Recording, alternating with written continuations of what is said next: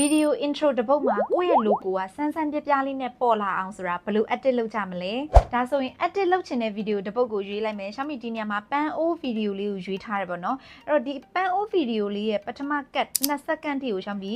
split နှိပ်ထားလိုက်မယ်ပေါ့နော်ဒီ video လေးကိုဖြတ်ပြီးမှ split နှိပ်လိုက်မယ်အဲ့တော့ဒီ intro လေးကို Xiaomi က font ဆန်းဆန်းလေးနဲ့ကိုဖော်ပြချင်တာအဲ့ဒီအတွက်ပထမဆုံးအနေနဲ့ Xiaomi တို့က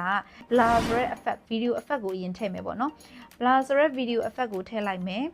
အဲ့တော့ဒီ blur ကိုရွေးလိုက်မယ်အဲ့တော့ဒီ blur ကို2 second ထိပဲ Xiaomi တို့က blur effect ထည့်မှာပေါ့နော်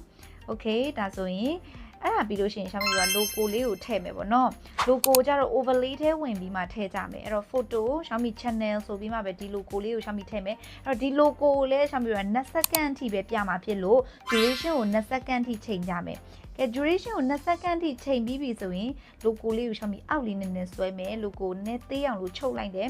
ချုပ်ပြီးလို့ရှိရင် Xiaomi တို့က mark ဆိုရက်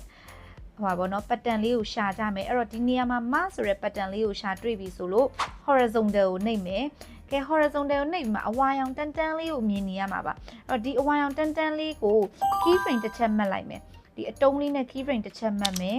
ပြီးလို့ရှိရင်အဆုံးမှာနောက်ထပ် key frame တစ်ချက်မှတ်မယ်ကဲ